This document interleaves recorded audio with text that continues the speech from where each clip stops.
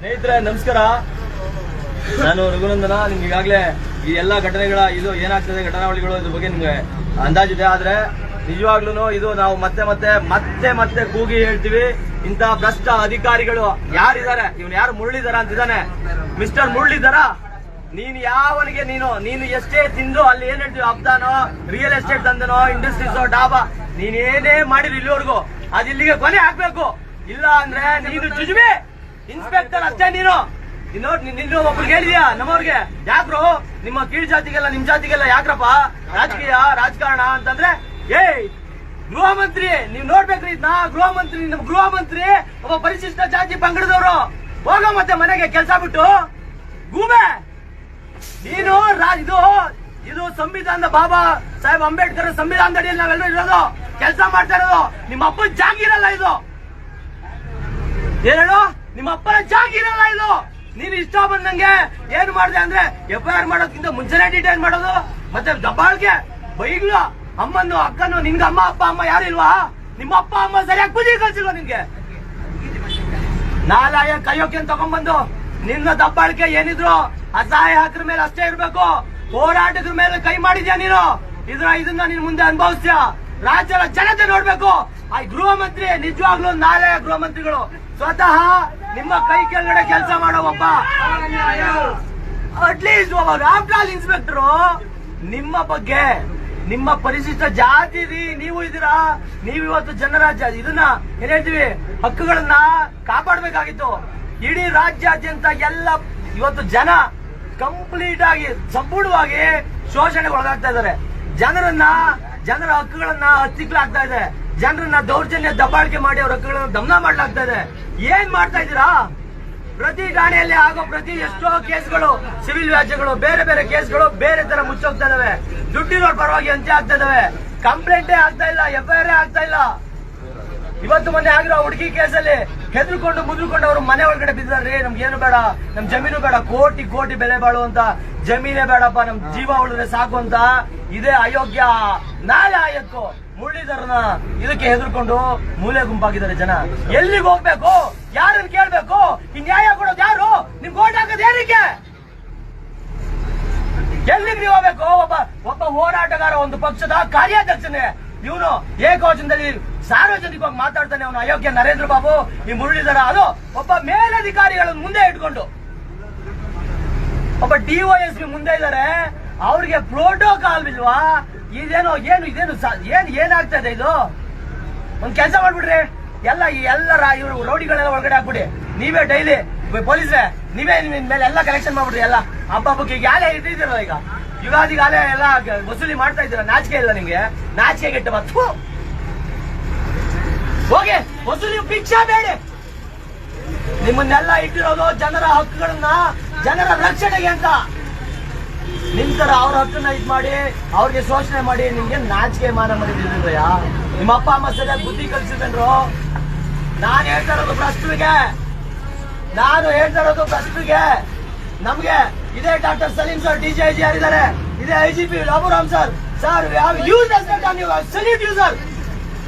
But ಇಂಥ ಕಳ್ಳರು ಕದೀಮ್ರು ಮಾಡ್ತಾ ಇರೋ ಅನಾಚಾರದಿಂದ, ಅನ್ಯಾಯದಿಂದ ನಿಮಗೆ, ನಿಮ್ಮ ಇಲಾಖೆಗೆ, ಈ ಸರ್ಕಾರಕ್ಕೆ, ಗೃಹ ಮಂತ್ರಿಗಳೇ, ಮಾನ್ಯ ಸಿದ್ದರಾಮಯ್ಯನವ್ರೆ, ಎಲ್ಲಿದ್ದೀರಾ ಸ್ವಾಮಿ? ಏನ್ ಮಾಡ್ತಾ ಇದ್ದೀರಾ? ಏನ್ ನೋಡ್ತಾ ಇದ್ದೀರಾ? ಮಲ್ಬಿಟ್ಟಿದ್ದೀರಾ? ನಿಮ್ಗೆ ನಿದ್ದೆ ರಾಮಣ್ಣ ಅಂತ ಕಟ್ಟೋದು ಒಳ್ಳೇದಾಯ್ತು ಬಿಡಿ. ಹೇಳಿ, ನಿಮ್ಗೆ ನಿದ್ದೆ ರಾಮಣ್ಣ ಅಂತ ಕಟ್ಟೋದು ಸರಿಯಾಗಿದೆ. ನಿದ್ದೆ ಮಾಡ್ತಾ ಇದ್ದೀರಲ್ರಿ, ಎದ್ದೇಳ್ರಿ. ಜನ ಸಾಯ್ತಾ ಇದಾರೆ ಬೀದಿಗಳಲ್ಲಿ. ಒಬ್ಬ ರೈತರ ಶೋಷಣೆಗಳ ವಿರುದ್ಧ ಕೆಲಸ ಮಾಡುವಂತ, ಸಾಮಾಜಿಕವಾಗಿ ಹೋರಾಟ ಮಾಡುವಂತ, ಸಾಮಾಜಿಕ ನ್ಯಾಯಕ್ಕೋಸ್ಕರ ಕೆಲಸ ಮಾಡ್ತಿರುವಂತ ನಮ್ಮಂತ ಹೋರಾಟಗಾರರ ಮೇಲೆ ಇದರ ದಬ್ಬಾಳಿಕೆ ಮಾಡ್ತಾರೆ ಅಂದ್ರೆ ಏನ್ರಿ ಅರ್ಥ?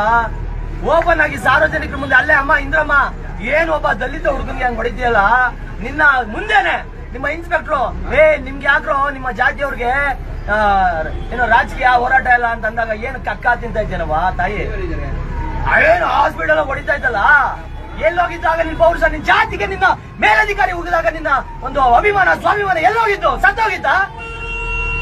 KRS ಪಾರ್ಟಿ ಅವರು ನಿಮ್ಗೆ ನಿಮ್ಮ ವಿರೋಧಿಗಳ? ನಿಮ್ಮ ಆರ್ಡರ್ಲಿ ಬೇರೆ ಬೇರೆ ನಿಮ್ಮ ಮೇಲೆ ಆಗ್ತಿರೋ ಶೋಷಣೆಗಳನ್ನ ಬೇರೆ ಬೇರೆ ವಿರುದ್ಧ ಹೋರಾಟ ಮಾಡ್ತಾ ಇರೋರು KRS ಪಾರ್ಟಿ ಅವರು. ನಾಳೆ ನಿಮ್ಮ ಮಕ್ಳಿಗೂ ಆಗ್ಬೋದು. ನೀನೇ 100 ವರ್ಷ ಇಲ್ಲೇ ಜಡ್ಕೈನ ಊಟ ಹೊಡ್ಕೊಂಡಿರಲ್ಲ, ನಿಮ್ಮ ಮಕ್ಳಿಗೂ ಶೋಷಣೆಗಳಾಗುತ್ತೆ.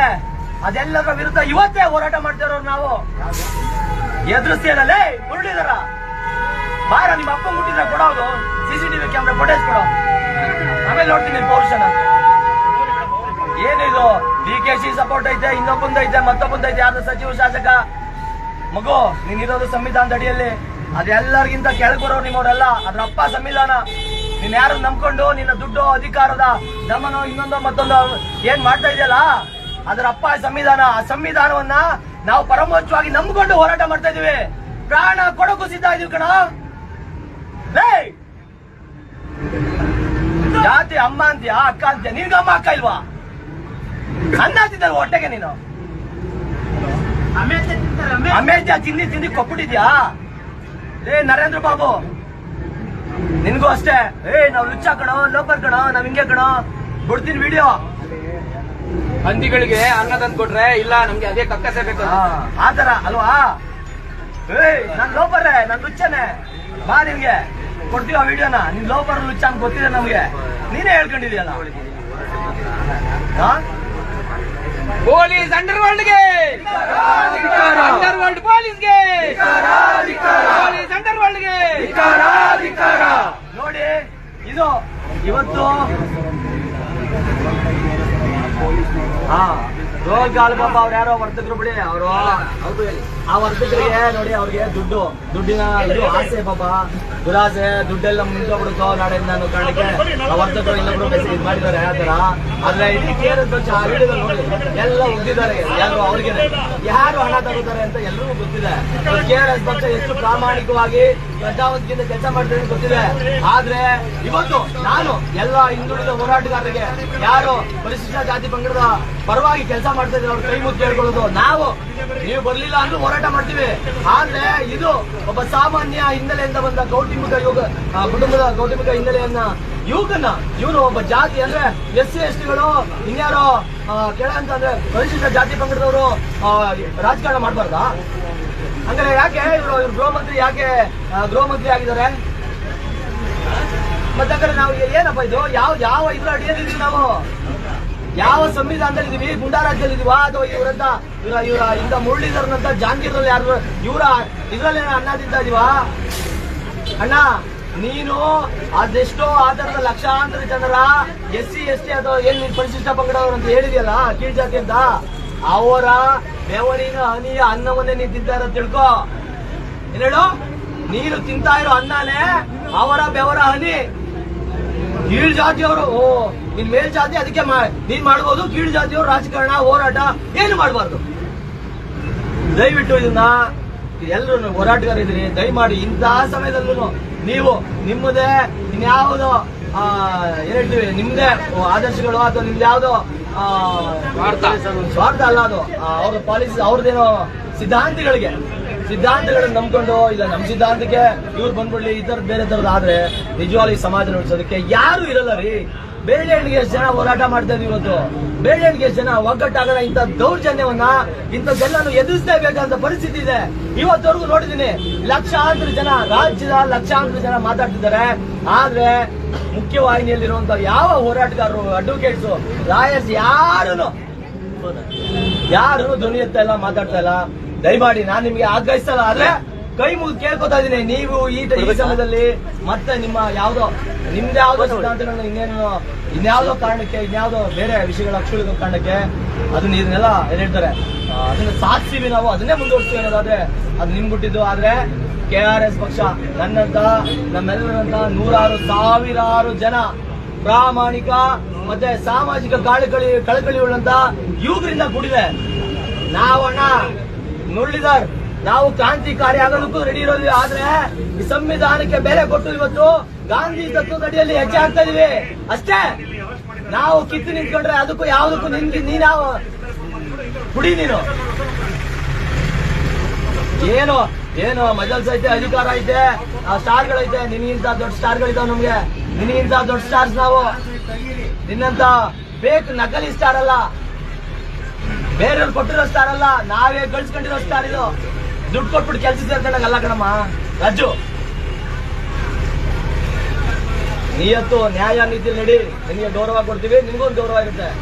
ಆದ್ರೆ ದಯವಿಟ್ಟು ಡಿಜಿಐಜಿ ಅವರು, ಡಾಕ್ಟರ್ ಸಲೀಂ ಸರ್, ರಾಮರಾಮ್ ಸರ್, ನೀವೇ ನಮಗೆ ಒಂದಿಷ್ಟು, ನಾವು ಅದು ನಿಮ್ಮ ಮೇಲೂ ಇದೆ, ಆದ್ರೆ ನಿಮ್ಮ ಮೇಲೆ ನಮ್ಗೊಂದು ದೊಡ್ಡ ಆಶಾಭಾವನೆ, ಒಂದು ಆತ್ಮವಿಶ್ವಾಸ ಇದೆ. ನೀವು ಇದ್ರ ಬಗ್ಗೆ ಏನಾದ್ರೂ ಕ್ರಮ ತಗೋತೀರಾ ಅಂತ ನಮಗೆ ನಂಬಿಕೆ ಇದೆ ನಿಮ್ಮ ಮೇಲೆ. ದಯಮಾಡಿ ಸರ್, ಇಂಥ ಹುಳುಗಳಿಂದ ನಿಮ್ಮ ಪೊಲೀಸ್ ಇಲಾಖೆಗೆ ದೊಡ್ಡ ನಷ್ಟ. ಮತ್ತೆ ಈಗ ನೋಡಿ ಎಲ್ಲ ತುಂಬಾ ಇದೆ ಸರ್. ಇದೇ ಮಾದನಾಯಕನಹಳ್ಳಿ ಪೊಲೀಸ್ ಠಾಣೆ 72 2025 0072 2025 FIR ಅವನ ಮೇಲೆ ಆಗಿರುವಂತದ್ದು. ಏನ್ ಕ್ರಮ ತಗೊಂಡಿದ್ದೀರಾ? ನಿಮ್ಮ ಎಸ್ ಪಿ ನಿಮ್ಗೆ ಇದ್ರ ಬಗ್ಗೆ ಗಮನ ಬಂದಿದ್ದಾರಾ? ಏನಾಗ್ತಾ ಇದೆ?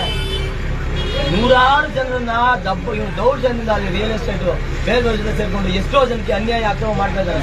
ಎಲ್ಲವೂ ನಮ್ಮ ಹತ್ರ ಬರ್ತಾ ಇದೆ. ನಿಮಗೆ ದಾಖಲೆ ಸಮೇತ ಕೊಡ್ತೀವಿ. ಇವನು ಪೊಲೀಸ್ ಇಲಾಖೆ ಇರೋದಕ್ಕೆ ಅನರ್ಹ, ಅಯೋಗ್ಯ, ಜೈಲಲ್ಲಿ ಇರ್ಬೇಕು. ಜೈಲಲ್ಲಿ ಯೋಗ್ಯ. ಅವನು ಹೆಣ್ಣು ಮಕ್ಕಳ ಜೊತೆ ಹೆಂಗ್ ವರ್ತಿಸ್ತಾನೆ ಅನ್ನೋದು ನಮ್ಮ ಹತ್ರ ಬರ್ತಾ ಇದೆ ದಾಖಲೆಗಳು. ಅವರ ಸಬಾರ್ಡಿನೇಟ್ಸ್ ಹೆಣ್ಮಕ್ಳ ಹತ್ರ ಲೈಂಗಿಕವಾಗಿ ಬೇರೆ ಬೇರೆ ಹೆಂಗೆ ಶೋಷಣೆ ಮಾಡಿದ್ದಾನೆ ಅನ್ನೋದು ಬರ್ತಾ ಇದೆ. ದಯಮಾಡಿ ಸರ್, ಇವರು ಇಂಥವ್ರು ಕಳಂಕ ಈ ಸಂವಿಧಾನಕ್ಕೆ, ಈ ಪ್ರಜಾಪ್ರಭುತ್ವಕ್ಕೆ, ನಿಮ್ಮ ಕಾನೂನಿಗೆ, ನಿಮ್ಮ ಇಲಾಖೆಗೆ ಇಂಥವ್ರು ಕಳಂಕ. ದಯಮಾಡಿ ಕೈ ಮುಗಿದು ಕೇಳ್ಕೊತೀವಿ, ಇವನನ್ನ ಈ ಕೂಡಲೇ ವಜಾ ಮಾಡಬೇಕು. ಇವತ್ತು ನಾವು ಇಲ್ಲಿ ಬೆಂಗಳೂರಲ್ಲಿ ಒಂದು ಕರೆ ಕೊಟ್ಟಿರೋದಕ್ಕೆ 100 ಜನ ಬಂದಿದ್ದಾರೆ. ರಾಜ್ಯಾದ್ಯಂತ ಇದು ಬೆಂಕಿ ಆಗಿ ಉಜ್ವಲ. ನಿಮ್ಮನ್ನ ಸುಡೋದಕ್ಕಿಂತ ಮುಂಚೆ ಸರ್ಕಾರ ಮತ್ತೆ ಈ ಇಲಾಖೆಯವರು ನೀವು ಎಚ್ಚೆತ್ಕೊಂಡ್ರೆ ಸರಿ. ಇಲ್ಲ ಅಂತಂದ್ರೆ ಹೋರಾಟ ಇನ್ನು ದೊಡ್ಡ ಮಟ್ಟದಲ್ಲಿ ಮುಂದುವರಿಯುತ್ತೆ. ಯಾಕೆಂದ್ರೆ ರಘು ಜಾಣಗೆರೆ ಅವರು ಸಾಮಾನ್ಯರಲ್ಲ, ಅವ್ರು ಸಾಮಾನ್ಯರಿರ್ಬೋದು, ಆದ್ರೆ ನಾವು ಗಾಂಧಿಯ ಸರಳತೆನ ಪಾಲಿಸ್ತಾ ಇದೀವಿ. ಹಂಗೆ ಸಾಮಾನ್ಯರ ಕಾಡ್ತೀವಿ. ಇವ್ನು ಯಾರು ಗೂಂಡ ಮುರುಳಿದಾರೋ ಅವ್ರ ಹತ್ರ ದುಡಿತಾರೆ. ಅವರು ಇವ್ನು ಚಿಲ್ಲರೆ, ಇವ್ನು ನಾಳೆ ಬೇರೆ ದಾರಿ ದುಡಿಬಹುದು. ನಿಯತ್ತಾಗಿ ನ್ಯಾಯವಾಗಿ ದುಡಿತಾರೆ. ಏನೋ ಬಂಧುಗಳೇ ನಮಸ್ಕಾರ. ನೀವೀಗಲೇ ನೋಡಿದ್ರಿ